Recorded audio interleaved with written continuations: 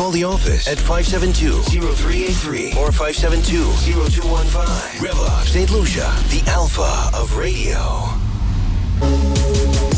Hi, this is Lotus. Join me every Wednesday from 9 a.m. to 10 a.m. on REV-UP St. Lucia for Unrestricted. What we don't talk about, what we should talk about, and what we will be talking about. Don't forget to join me every Wednesday from 9 a.m. to 10 a.m. on REV-UP St. Lucia for Unrestricted.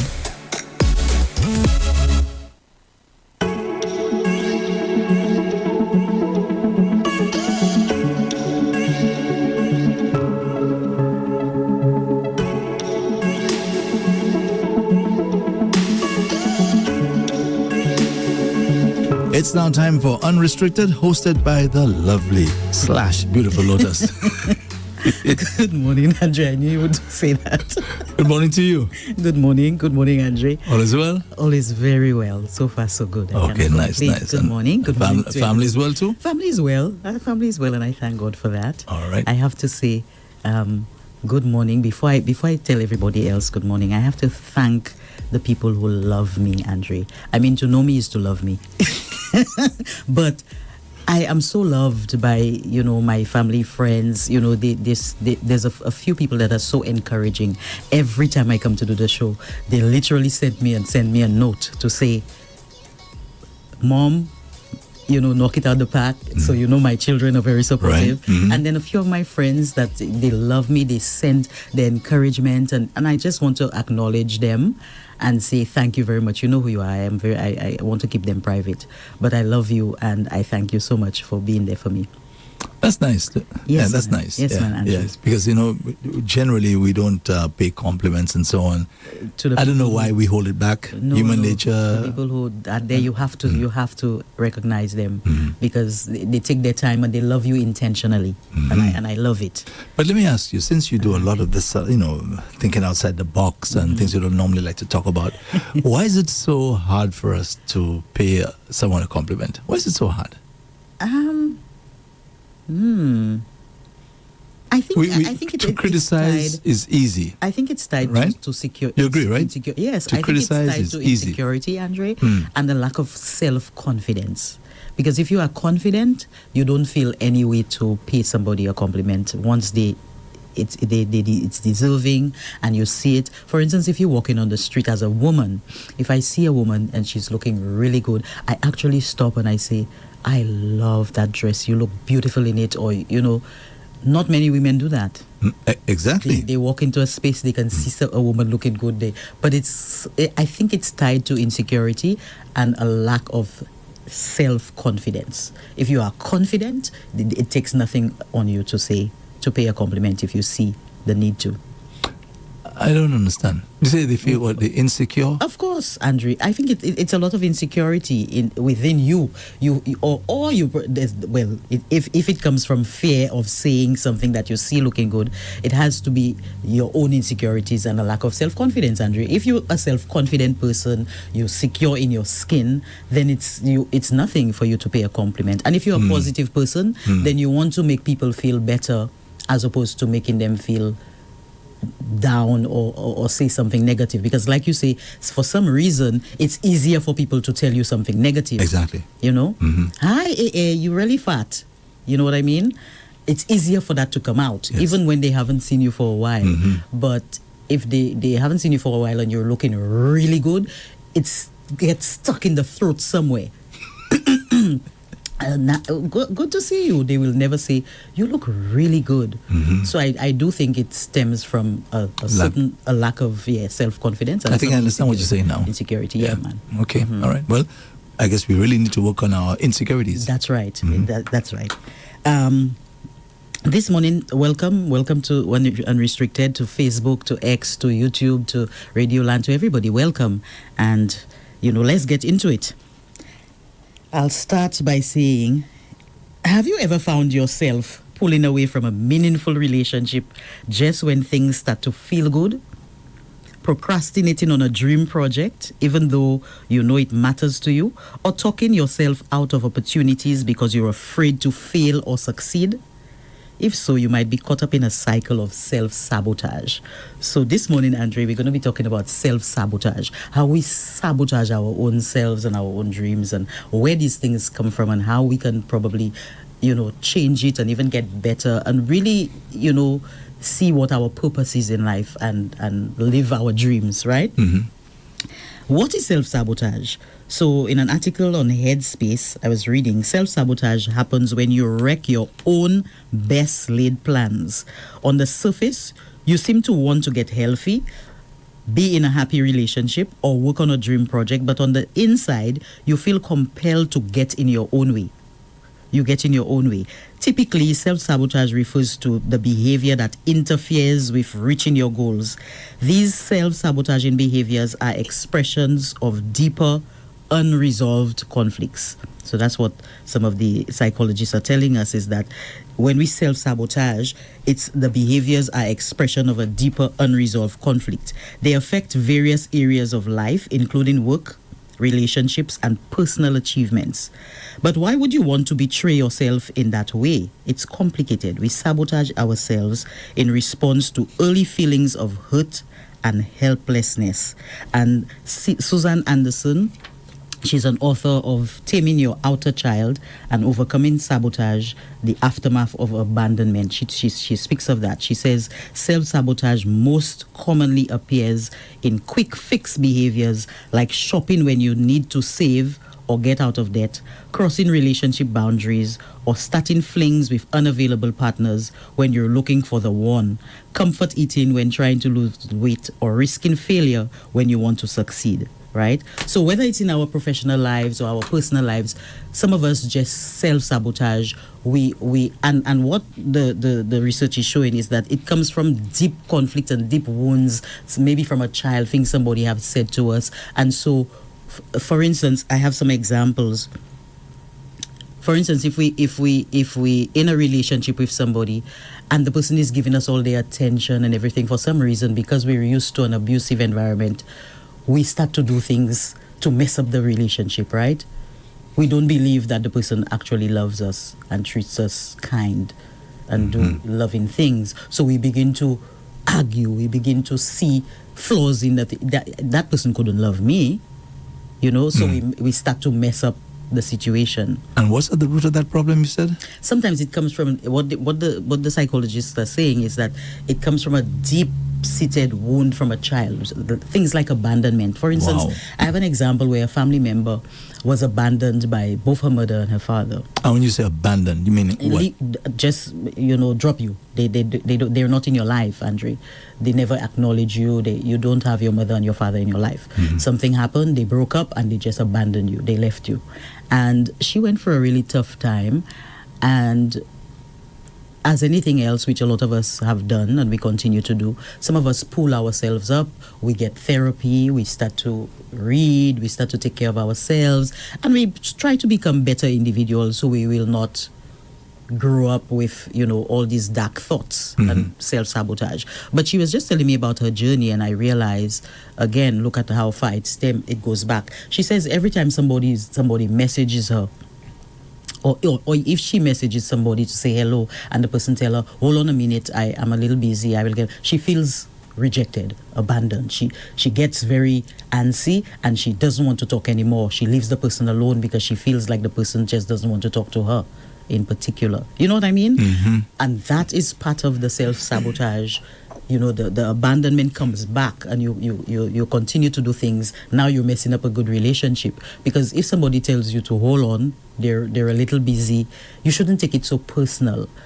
You know what I mean? You should wait, and if the person, that kind of thing. And if you do take it personal, that would indicate that there's some issues exactly. So that's what I'm saying. Yeah, that you have to address, or that you're dealing with. That abandonment, that rejection, it comes immediately to the fore. Sometimes we tell each other simple things. I can't speak to you now, and the person feels, oh, she doesn't want to speak to me. It's me. She doesn't want to speak to me. She's rejecting me, and it's deeper than that. So that's what they're saying. It's not you have to look within yourself to say, why do I feel that way? Did the person say anything to me that was out of the way? Why am I overthinking? Why am I self-sabotaging? Is that similar to what I just asked you a while ago? Why some people can't pay a compliment and so on? These are, deep-seated issues. Deep-seated issues. Things that have happened to us. Yes. And I guess we carry these things with us. We carry them, and then they manifest affect, themselves. Affect and infect our lives in such a way that we can cannot you have imagine, healthy relationships. Can you imagine that if a lady has had abusers in her life, and she gets a guy, as you said a while ago, who treats her really well, and imagine she can't even understand that somebody can treat her well. That's so right. now she has to because create. she's been told a lot of times, if we've been told that we will amount to nothing, and you'll see as we go in through the examples, sometimes people tell their children, you'll amount to nothing. And these children self-sabotage as well, because if their parent is not happy, they cannot be happy. They actually feel guilty if there's any success around them and their parents, they're not successful. Okay, she said that I would not amount to nothing, so I will not amount to nothing. So you actually set yourself up. If you see things happening for you, you actually just run from it almost, because you're so afraid of taking the risk. Whether it's in our professional lives or personal lives, sometimes we do things that limit our progression because we are comfortable where we are and fear the outcome. Right? We fear what will happen. So, for example, a loving relationship may lead to talk of marriage or having children, and then you start to get antsy, right? You get jittery and you start to want to sabotage. Like you say all the time, maybe the person is treating you so well, everything is going so wonderfully, and all of a sudden the person just talk about marriage and you disappear.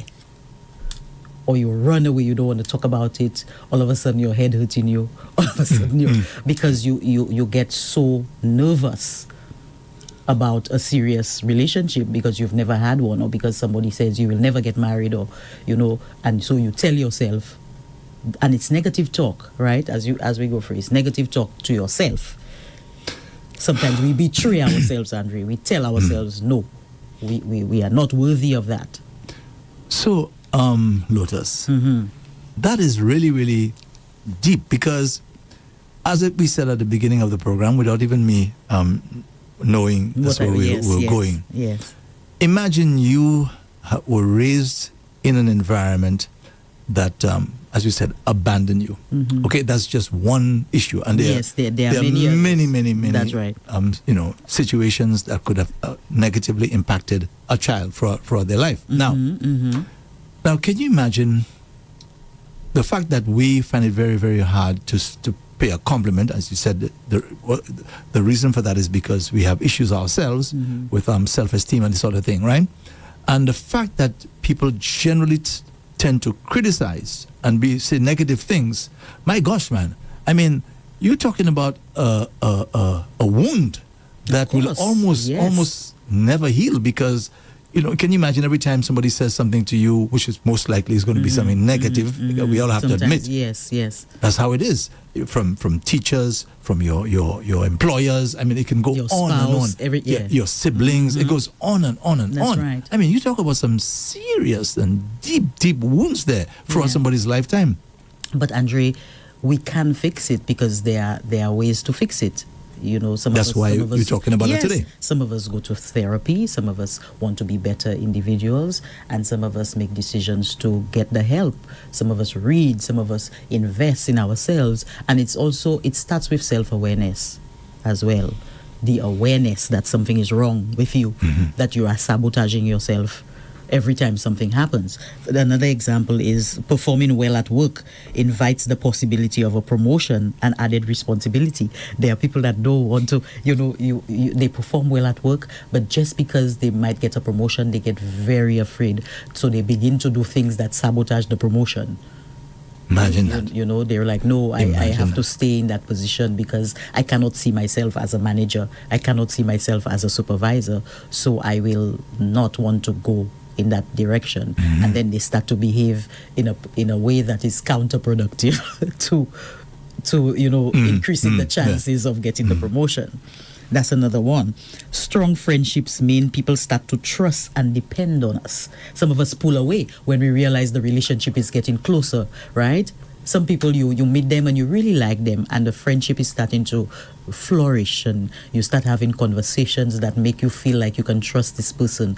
But for some reason, you say to yourself, I've never had friends that I could trust or that trust me. I don't think I want to go out with this person. I don't think I want to be invited to this person's house. Oh my God, I'm getting so, concerned that maybe the relationship is getting close. I'm in a place where, I have to trust them or they have to trust me, and we sabotage the friendship by staying away or, just running away from it, right? Mm-hmm. That's another example. It's really weird. It's really weird. We self-sabotage. Imagine you want something. You want a relationship. You want to be, and the person starts to get close to you, and now you're pulling back. Now you're pulling back. Yes. It's really weird. Exactly. Being good at a hobby means challenging ourselves against better opposition in the future. Some of us are very good, and we do not want to become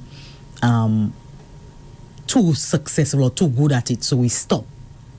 We don't push ourselves, especially sometimes when you start to get feedback, positive feedback.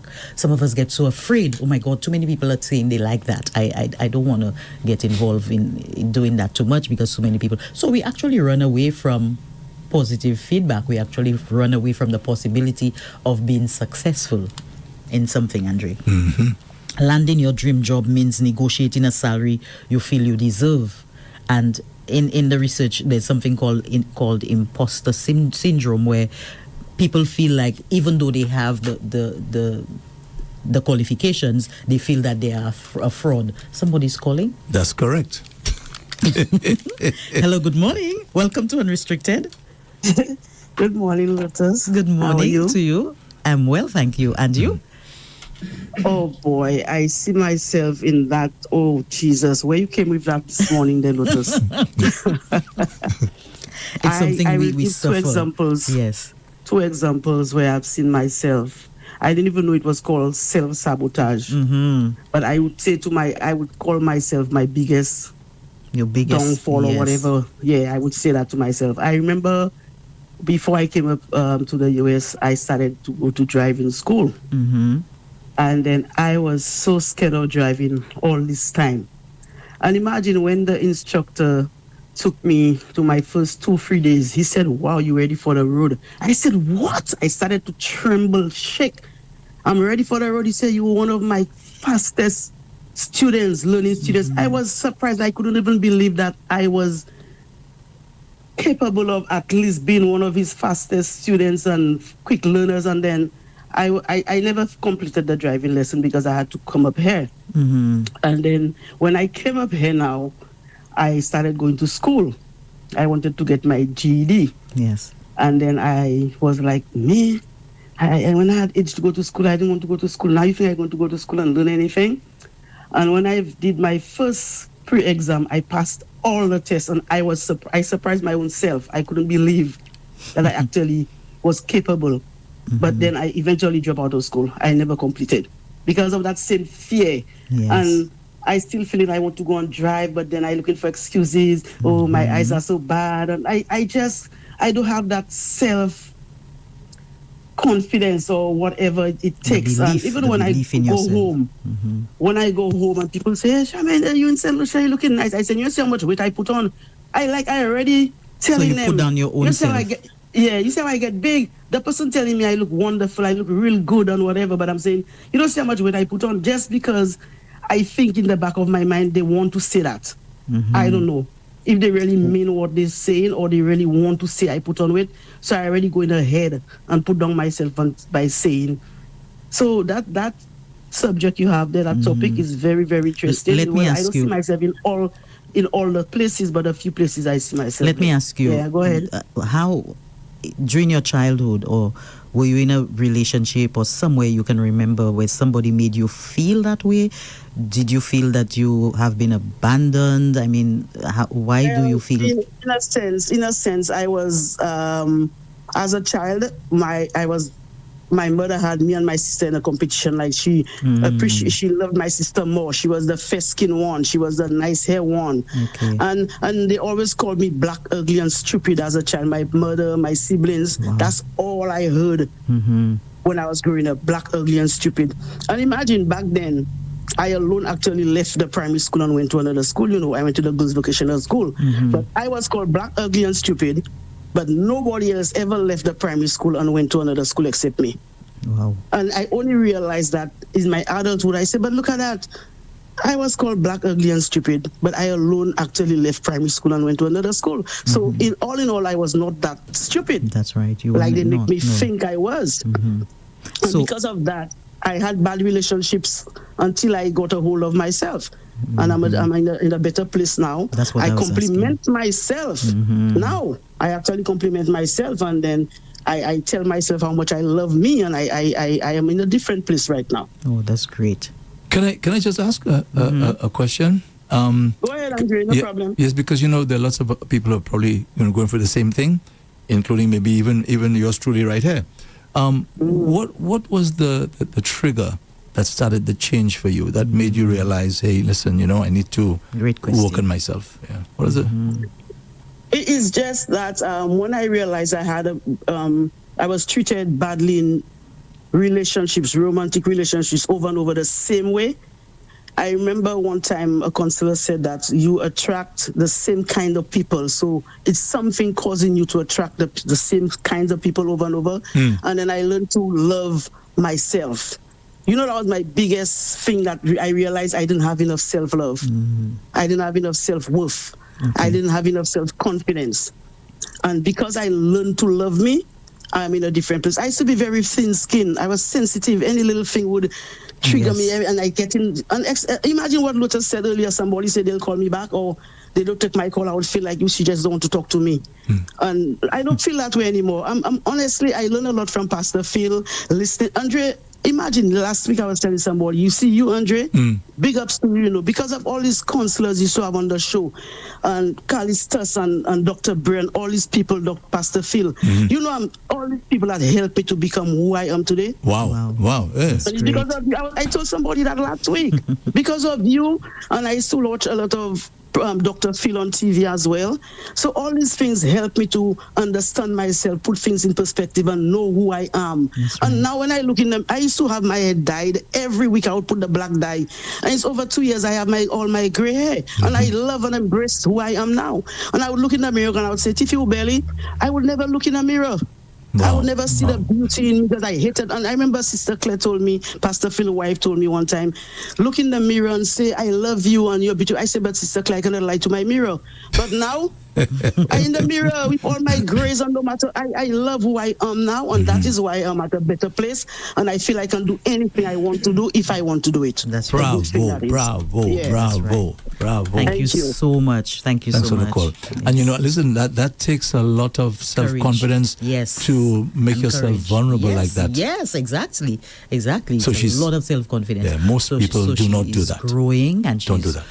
Pulling herself out of the mire, you know what I'm saying? So thank you so much for that contribution. That was amazing. I think a lot of us go through things like that, and we sit there and we don't say anything and we suffer, Andrew. So this is really, really good. Well, now that she mentioned that, I think it's important that our listeners know that all these counselors are still available. They're still, that's right. And if she can get help, you can also get help. Yes.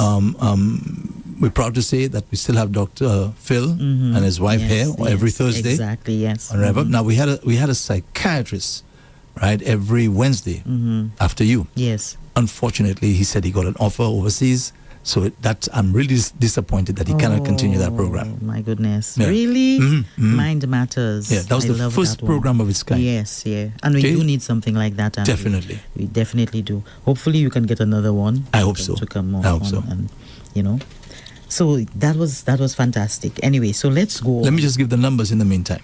Okay?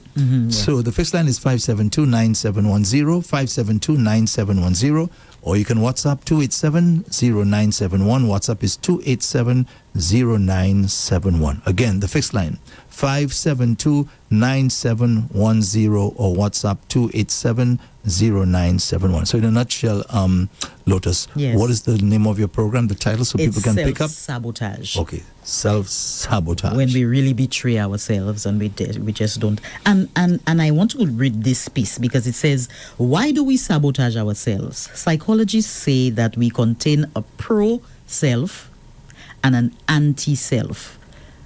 Right? A pro-self meaning that you are for yourself or against yourself, an anti-self. Well, that you could have both at the same time or something? You contain both internally. An internal enemy whose critical voice is shaped by our early life experiences, right? Mm-hmm. So you have these voices or these things inside, well, instinct, I say, and maybe, just your how you feel, your conscience, right? So there's one that is pro-self and an anti-self. And they're saying that a lot of it is shaped by our early life experiences as young children, young adults, young people. In other words, right? you could go either way. You could go either way. And if we've been treated as a burden or made to feel stupid, the anti-self adopts views that support how unworthy we are. You see? So if we were made to feel that we were stupid, we were less than, we were too dark, our hair was too picky. Some of the things we call our children. We tell each other. Even some of the things we say, people tell you, shut up. You were made to feel these ways. The anti-self adopts those views that support how unworthy you are. And the anti-self can also take on the attitudes of our early caregivers. So if they were self-blaming, depressed, or critical, so are we. So some of our parents were that way. We saw that. Our parents were always complaining. Some of them were always down. They were always critical. They were always depressed. And when you came and talked to them, they would make you feel the same way, tell you the same thing. So some of us take on that. The anti-self likes to write us off as unworthy of whatever we want to accomplish and becomes the critical voice nagging us to mess it up. Right? Mm-hmm. So it will tell you, sure, watch TV instead of work on your project. Why not go out with the emotionally unavailable person again? Isn't that your type? So these are the things it will say. You will be prompted to do the things that you really should not be doing. Yeah, let's get back to that after the next call. Yes. Hello, good morning. Welcome to Unrestricted. Hey, good morning, Andre. Good morning, Lotus. Good morning. Good morning to you, sir. Thanks for accepting my call. You're very welcome. Mm-hmm. Mm-hmm. Yeah. Lotus, that's a nice topic. Sometimes I say, when you come with this topic, I say, maybe you're referring to me, man. Hey, call her, I'm Chief Cook and Bottle Washer. Thank you. Yeah, because you see, in a relationship, I remember I was seeing somebody, and we were so close, and as we were about to really seal that relationship, to really, to close everything, to dot our I and cross our T's, I walked away. Oh, wow. Yeah, I walked away because to me she was showing me so much love. The amount of love she was showing me, I thought she wanted to control me. That's what I was saying. Because to me, she was showing me too much love than I was showing her. So how did she demonstrate that too much love? Yeah, the thing she used to because sometimes some people, whether male female, can be overwhelming. Mm-hmm. They can be overwhelming, right? Not giving you space and so on. So that's why I asked him that question. Yeah. Well, that was one of it, Andre. She was not giving. Yeah. And I believe she was. That's why I figure I walked. I believe she might control me. It scares you. Yeah. You understand? So when I moved, I went next side. Now, things didn't work the way I expected it to be in this one day. Mm-hmm. She met me sometime about 5 years ago, and she told me, I heard about your thing there and blah, blah, blah. I said, yes. She told me, you see, I'd love you so much. And if you're with me, that you would never been something would have been better. So I told her, let me tell you what happened. You cursed that relationship, you cursed you cursed me, you put that curse on me or spell on me. Maybe. She told me no. She told me I put the curse on my own self. Mm-hmm. Yeah. Because she told me the way she was with me. I told her, yes, I see that but to me, you're trying to control me. That's why I move away and so forth. Because this one day, she was giving my little space and so forth. And you heard that? You understand? But that's not necessary. No, Andre, that might not. Why I am there right now, the little Alec acid there. And she told me, no, I don't put any spell on you. I don't curse you. You curse your own self. So, okay, Andre. Yeah, Okay. Thanks for sharing that story. Thank Take care. you so Take care. much. All right. Bye-bye. And no, but Andre, you see what we're talking about too. How do you know it's because of your own insecurities and your own shortcomings that you read that as an overwhelming expression of love, right? Because it could be that's what we're talking about. It could be that because he didn't feel worthy, he didn't feel, worthy of all that attention. Sometimes we misinterpret that, Andre. A woman could be giving you all the attention and she's probably not overwhelming your space, but because you're so afraid, you're sitting there going, wow, another woman never gave me that sort of attention, and you're in a place of shock. So you sabotage the relationship. Now I agree with you. But that does happen. But you're right. Yeah. There are situations where people, again, maybe in their own insecurities and their own fear of losing you, they try to smother you. That's correct. That's correct. Thing. Yeah. So you're right. Because these are things that I've done already. Okay, where you smother somebody, you don't want to show them that you really do love, and you go overboard. And it scares them and it drives them away. That's a different thing, Andrew. But we're talking about just sabotage. Yeah, but you're right. Fear, they're saying that fear is usually at the center of self-sabotaging behaviors. So it's always fear that causes us to do a lot of these things. Fear of success, fear of the unknown, fear of pain or rejection, and so on. That fear keeps us in a chronic state of limbo, never moving forward on our goals, wishes, or desires. Identifying and overcoming fears is critical to improving your mental health and well-being.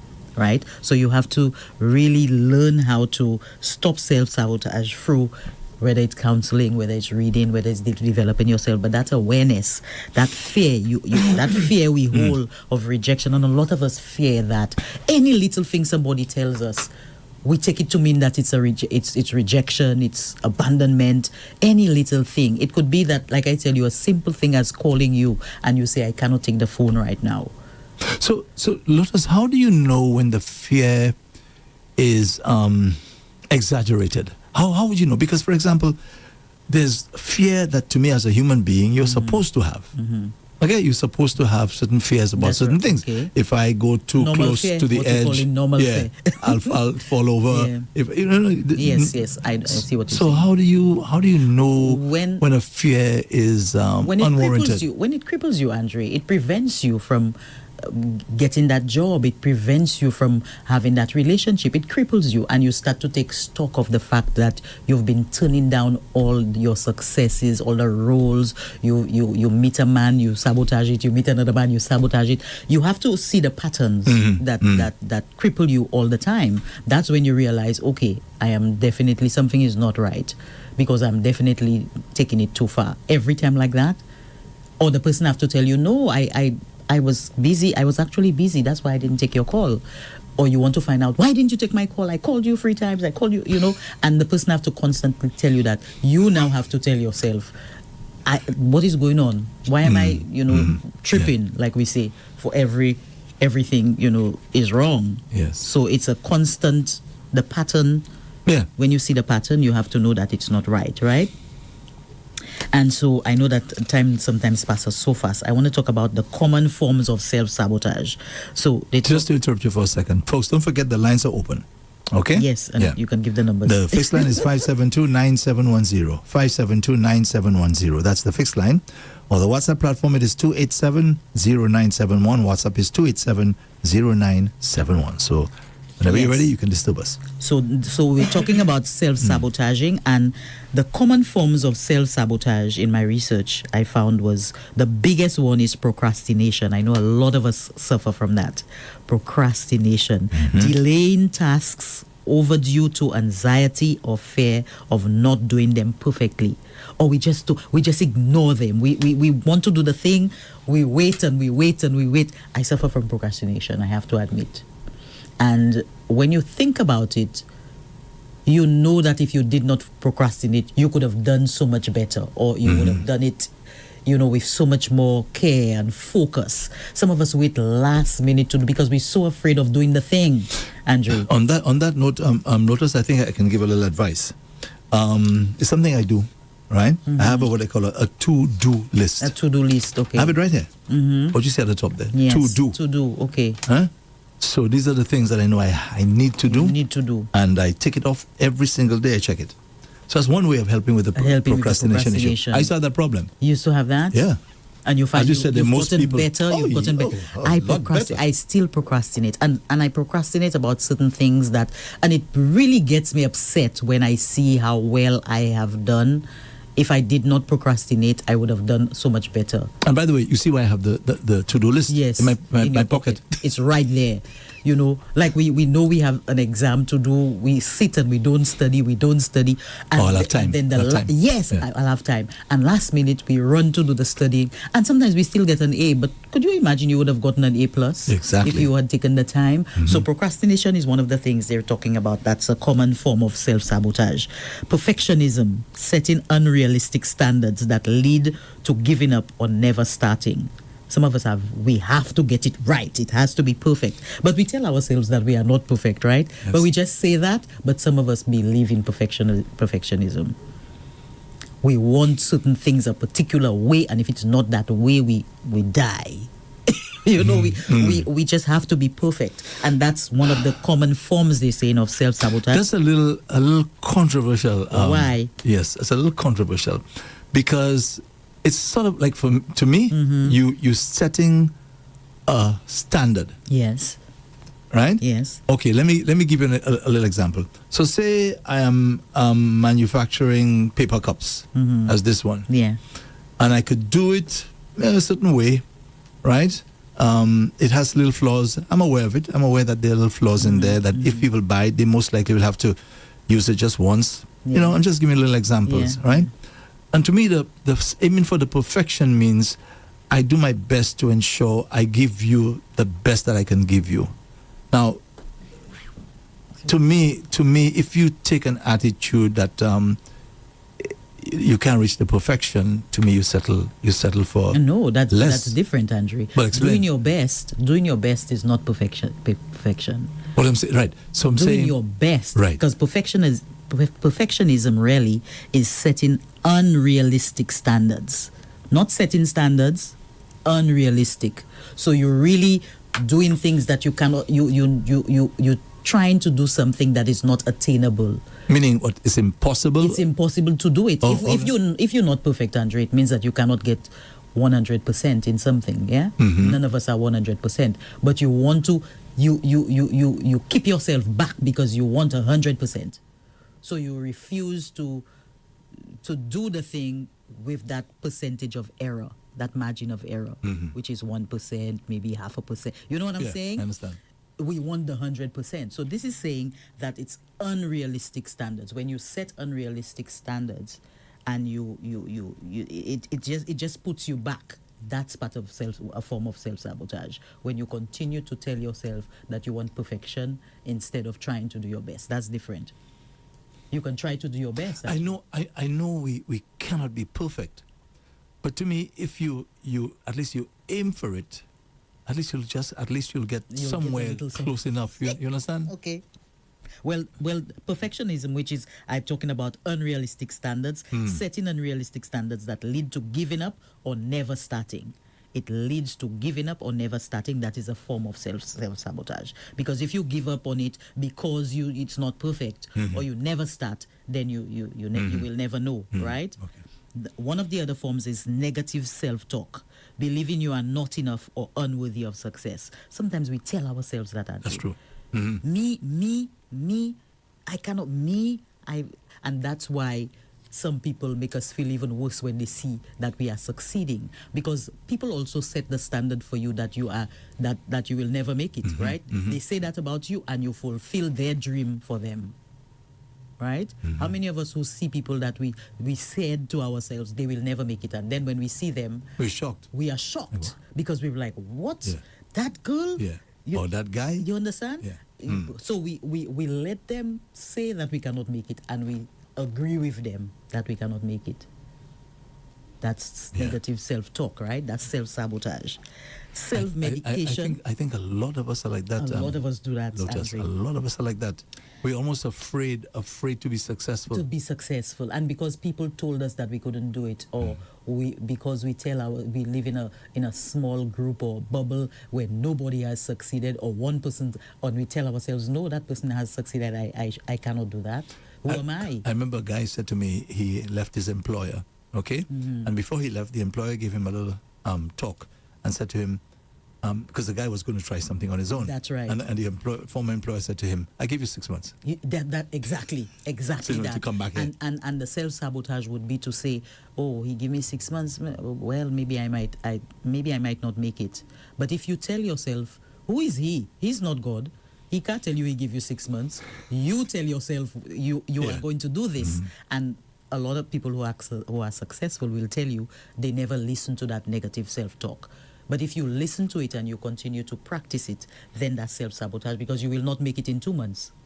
You know what I'm saying? So that negative self-talk is a form of self-sabotage. That's a very important point, Lotus. Yes, negative self-talk. Very important. Yeah, Thank you, because Andre. a lot of us do that. Self-medication and destruction, using substances, comfort eating, or overspending to manage emotions. Some of us do that, Andre. We know we don't have the money, but because we feel we don't want to face the fact that our bills are coming up, we go and we spend in the mall. Can you imagine that? We go, we spend, or we take somebody out to dinner knowing full well that we cannot afford to pay for the dinner, but we need that thing to make us feel good so we can ignore the real problem. A lot of us do that. We self-medicate. We overeat. To forget about the things, to ignore what the real issue is. That is a form of self-sabotage. Relationship conflicts, pushing people away or creating problems to avoid intimacy or vulnerability, which we spoke about in the earlier part of the relationship, of the conversation, where we were saying that, some people see something is going to work, and instead of trying to stay to enjoy it and to let somebody love you, you push them away, and you don't want to show them how vulnerable you are. You want to avoid that intimacy because you don't think you deserve it. We have to know that we are deserving of every good thing, Andre. Some of us don't believe that we deserve it. You said in the relationship we push them away. What does that mean? You're pushing the person away. It means that if something is going to get close, Andre, is going to be intimate, you don't show up. You don't want to talk about certain things. You don't want to talk about marriage. You don't want to have the conversation. You say, oh, there's a movie I want to tell you about. You ignore them. You bring up a different subject. You never want to do it. You don't want to be held too long because you feel like, and some of us, the vulnerability is that we do not want to sit in the feelings and enjoy being vulnerable, because if you're not used to being held and somebody wants to hold you now, Andre, you're so afraid to feel, because you don't want the person to let you go. You feel, so you don't want to start the process. So you prevent yourself from enjoying that intimate hug or that intimate conversation. So I get you. To end things and to just match things up, we push people away and we create problems that are sometimes not even there, right? And then I spoke about the imposter syndrome, which is feeling like a fraud despite your achievements. Some of us we went to school, we have the degrees, we have the this, we have the that, and we still feel like a fraud. We feel like we're not worthy of the attention. We feel that we're not worthy to make the money. We feel bad when somebody is telling us. And when it happens a lot when you grow up with people who maybe didn't do anything with their lives and you have done something with your life. Then you start to feel bad that you are successful and they are not. So it's almost like you feel sorry that you took the time to elevate your life. And sometimes they make you feel bad. Sometimes we feel bad for being successful. You're so right about that. We feel bad for being successful. You're right about it, Lotus, because just recently, I hope they're not listening. I was driving my vehicle, right? And I have a nice. That's right. I have a nice vehicle. Yes, Andre, I know. I couldn't for a nice ride. Yes. And I saw some of my old schoolmates, right, who were not doing that well, and I didn't want to pass them and not talk to them. I think they saw me. Yes, yeah. Because I don't want them to think that that because I'm on another level. And I don't want to talk to them. You understand? Yes. But I felt as though if I talk to them, they may get a little envious, you know, what I've been able to accomplish. Yes. Understand? Yes. So I know exactly what you're talking about. Yes. And imagine I was talking to them, and I want to just end the conversation as quickly as possible. Yes. Sometimes we dim our light, Andre. We dim our light. We do not want to feel that we are doing too much in a space that does not see us or that can appreciate how much we've grown. So we come down to the level, we dim our light. We try to be a little more quiet. We try to be a little less confident. Yeah. We try to, I remember one time I went somewhere and somebody said to me, before I came to the thing, it was an event, and the person said to me, don't overdress, eh? Don't look. You are ready. Yeah, don't come to do your nails. You understand? And I thought to myself immediately. I thought, oh my gosh, maybe I'm really expressing or looking too good in that space. Mm-hmm. So now the self-sabotage would be to bring it down, to tone it down, to say, okay, let me just put a dress that is really less. True. So you understand? Mm-hmm. So these are some of the things that some of us do to ourselves, and we don't realize that we are not living in our full potential. But you're saying there's a cause for that. There is a cause. There is a cause. Something that happened in your life. Yes, things. Yeah. And also society perpetuates it as well, Andre. If you are in a society where people talk negatively to you all the time, or we say negative things to each other, it perpetuates some of these things that we already hold as little children. Mm-hmm. It doesn't make it get better. So I think it's a point I made earlier, Lotus.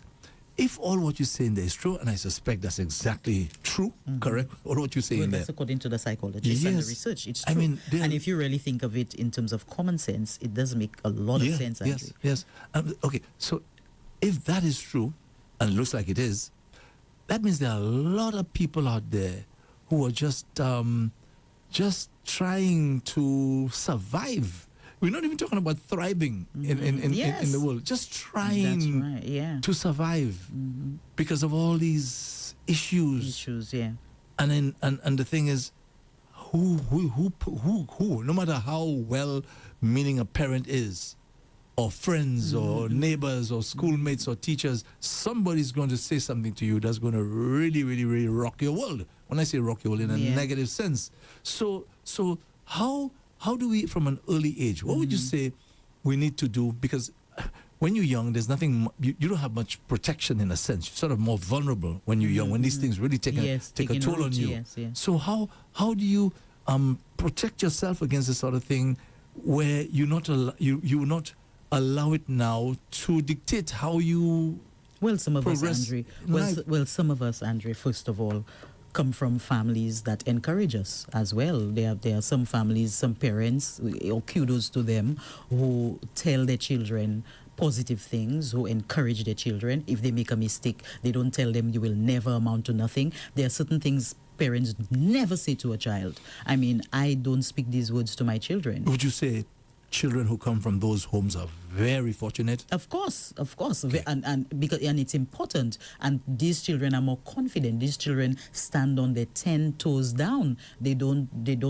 and that doesn't mean they don't make mistakes, but they don't self-sabotage as often as some other child who was raised with negative self-talk. So some of us, yes, we do talk to ourselves in a negative way, but if it comes to the point where you constantly self-sabotaging, you, like you say, there's a normal fear of doing things. Sometimes we're just afraid of doing something, and it's normal.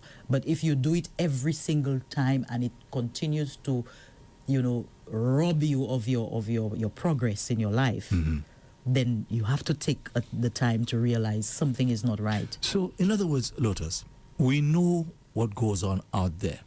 When a child leaves the house, there's only so much you can do to protect them. So so those children go out there. This is where you get maybe a lot of the damage being done, although damage does take place in the home as well. That's right, yeah. So you're saying as a buffer to what most likely will happen out there, parents now must be proactive in ensuring that you big up your children, make them feel good. That's right. Give them that reassurance and set them up in a way that when they get out there, they're not easily gullible, they're not easily taken advantage of, they're not easily they won't believe what you tell them.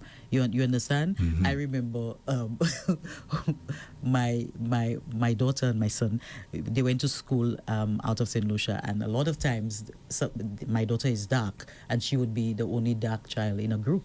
And one time a little girl said to her, "You're really black like a blackberry," and she said, "Blackberries are very sweet." you know what I'm saying? Yes.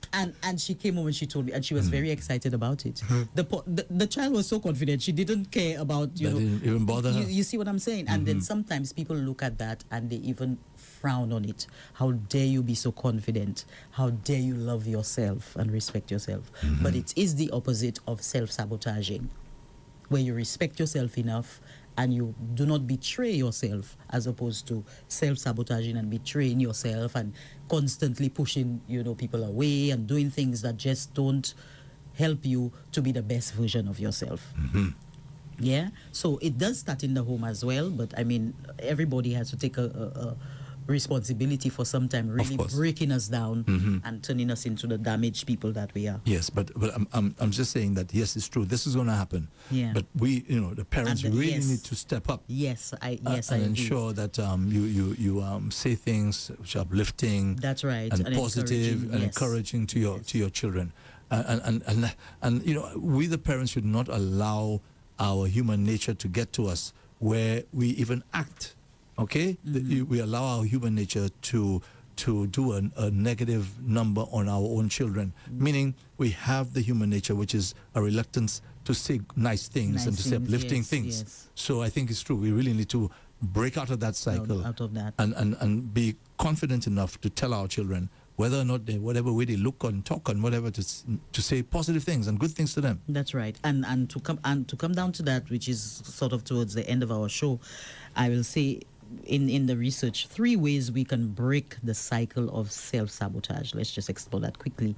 One is to start with self-compassion. They're saying to start with self-compassion. Studies show that self-compassion is associated with greater emotional resilience, less narcissism, and fewer angry outbursts. Self-compassion can also help us feel more centered, pursue our goals, and better deal with fears and anxiety. So Kristen Neff, a PhD associate professor of human development at the University of Texas in Austin, she recommends treating yourself like you would a best friend when you're suffering. So if your best friend is suffering, what would you say to your BFF if they mess up or on achieving a goal? What would you say to them? Treat yourself the same way. So don't talk to yourself in a negative, because if your friend is suffering from not passing an exam, or you will not say, "You're so stupid." You will not tell your best friend that. Right. You will tell your best friend, "You can do it. I mean, it happens. You can do it. Try again." They're saying self-compassion. These are the things you should be saying to yourself when you think of self-sabotaging, or you think of, speaking negatively to yourself. I like that example of how you treat a friend. Yes, how you treat a friend is what the things you would say to yourself. Because generally we think of compassion where it relates to other people. But yes, self-compassion. So say the same caring and compassion thing to yourself, right? There's somebody on the line. Sorry. We need to take a call. Yes, okay. Hello, good morning. Welcome to Unrestricted. Hello. Just one more thing I wanted to add, Lotus. Sure. I realize that I'm a very more humble and calm person. I get angry less easy. Like, when you have that, all that build up, that rage that you don't even know who you are. Any little thing triggers you and you get so angry and you flare up. I don't do that anymore. Nice. I am such a different person right now, in a better place, because I just hear you say what you said there about, before, when the child told your daughter what you told her, if somebody said something like that to me in a negative way, I would feel so angry, like, why, disrespecting me or calling me black and thing. And now I call myself black and beautiful, and That's right. I'm very much in a different place right now, mentally and emotionally. And thank you so much, Lotus, for all your programs. They are very helpful to me. I'm still learning and still growing. I'm still changing. Thank you so much. Thank you so much. Thank you. Yeah. Thank you so much. That's really nice. So one, the self-compassion is the way to break the cycle. Two is to be more mindful. Mindfulness help us notice what's really happening in our thoughts, emotions, and environment without judgment. That awareness is key to practicing self-compassion. So remember I said a while ago, it starts with self-awareness. When we realize, Andre, that we are self-sabotaging, we do the same thing over and over. It's an awareness. When we are more mindful, then we can start to break that cycle. Take us a little deeper into the being more mindful. Yeah. Yes, because you gave a good example for this. That awareness is key to practicing self-compassion. Instead of spiraling into blame or shame, we can pause, breathe, and respond with kindness. It means that, Andre, you are more mindful that if somebody is calling and you before you would see it as abandonment, you are more mindful that when they call, if they say, focus on the words that they're saying. You say calling, what do you mean? Somebody's calling your phone. You remember we had an example where somebody's giving you a call, or somebody said you called somebody and the person said to you, I can't take the call right now. Calm down and be more mindful. Tell yourself, they're actually busy. They said they're busy. It's not about me. It's not about they're not wanting to talk to me. So because you are more mindful of that, you practice self-compassion. And don't think that because you see online that is necessarily the person is online. Sometimes the person just accidentally leaves their window and it doesn't even matter. Open. And it doesn't even matter, Andrew. But it's important because you know the number of times they read it as that. you on the phone with somebody else and I'm messaging you and you're not responding to me, right? And sometimes you're not even on the phone. So that mindfulness is talking to yourself and saying, again, giving yourself that positive, that ability to calm down. You remember the last caller made a significant point. When somebody used to say things about her or tell her something, she would be so angry. And now she doesn't approach it that way. She's more calm. She loves herself more. So guess what? These same comments, they fall by the wayside, because it means nothing anymore. And sometimes people say things to you because they know it will hurt you, but if you make them know that it's like a water off a duck's back, guess what? They go away. So you have to be more mindful of, and then watch what you say to yourself. That's the third thing. Watch what you say to yourself. You may be so used to self-criticism, self-blaming, and name-calling that you don't realize you do it. Now, let me just stick a pin right there. Isn't there a healthy self-criticism where the reality is staring you in the face, as you used the mirror thing earlier? Yeah. Okay? So say you know how you would like to look, for example. Okay? And you know you're not there yet. So you're sort of critical of yourself. When you see yourself, you say, that's not how I want to look. Isn't that's that like, right? A positive sort of... Yes, Andre. Yeah? When we talk about saying negative things to yourself, is when it becomes destructive. So you continue to miss the promotion, you continue to miss the relationship, you continue to miss the point, and you continue to be self-aware because you are destroying yourself. Or you see you need to do the work, but because you're so self-destructive, you see me, I am not going to no gym. Exactly. And you continue to get fatter. I don't want anybody to see me. And you continue to look how you don't want to look at the gym. Yes.